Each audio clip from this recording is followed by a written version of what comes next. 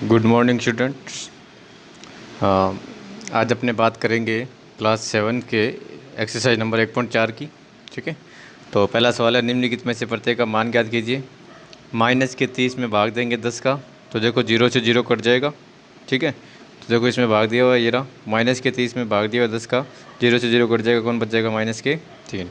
Question number 2, 50 में देख भाग देना है -5 का, तो 5 दाई कितने होते हैं? 10। और देखो एक दोनों दोनों में से ना एक अगर माइनस का हो तो आंसर माइनस में आएगा, और दोनों ही अगर माइनस के हो तो आंसर किस में आएगा? प्लस में आएगा। तो 50 में भाग दिया -5 का, तो देखो एक माइनस का है तो इसका मतलब 5 दाई कितने हो जाएंगे? 50। और एक माइनस का है तो आंसर किस में आएगा? माइनस का।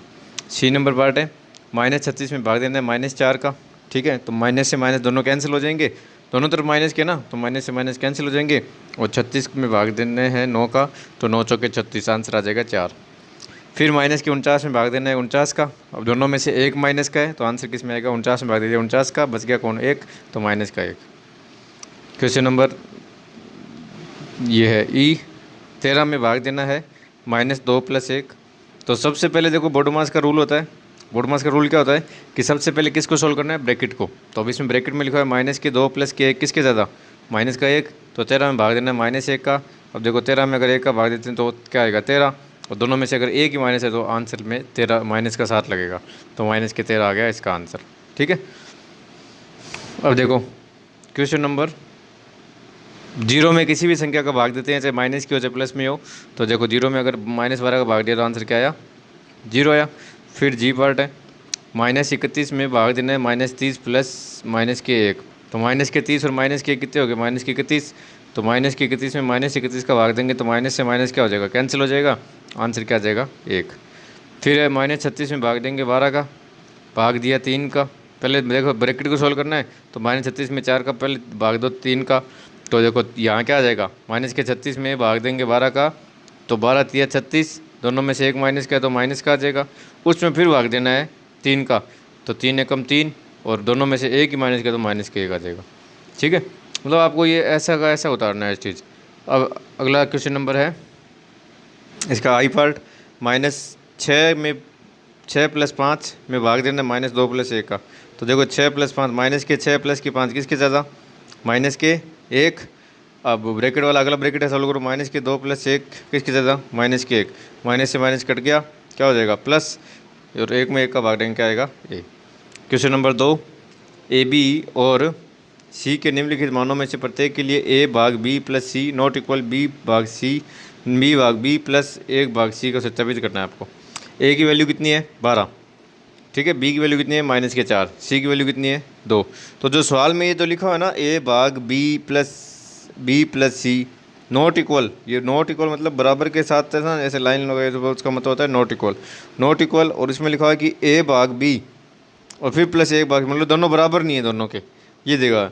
तो देखो मान रखो, अगर ये इसका मान रखने पर अगर बराबर नहीं आते तो ये सत्यापित हो जाएगा कि हाँ ये कंडीशन सही है। अगर मान रखने पर बराबर आ जाते हैं तो ये सत्यापित नहीं होगा। अब देखो ए का मान पहले सॉल्व में दे दिया आपको 12, दूसरे में दे दिया बी माइनस के 4।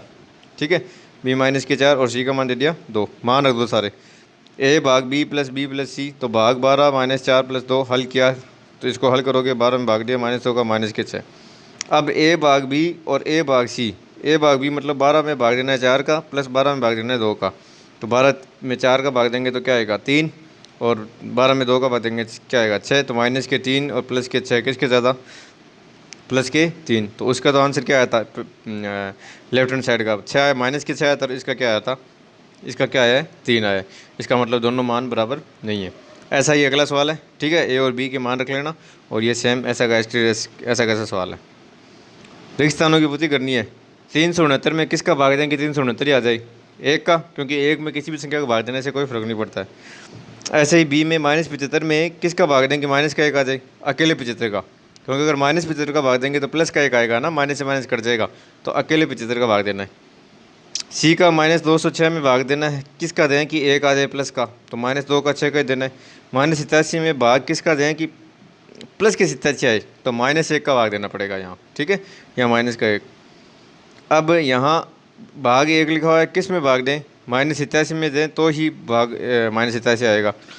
48 है, ठीक है, और यहाँ माइनस का 1 है, तो 48 में किसका भाग दें कि माइनस का एक आ जाए, प्लस के 48 का, मतलब माइनस के 48 का, ये प्लस का 48 है, माइनस 48 में भाग देंगे तो आंसर किस में आएगा, माइनस का 1।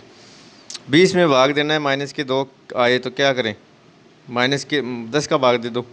और अगला है किस में भाग दें कि 4 चीज़ देखो 12, 4 को 3 को गुणा करो, 4 से कितने हो गए 12, इसका मतलब माइनस के 12 से भाग देना पड़ेगा।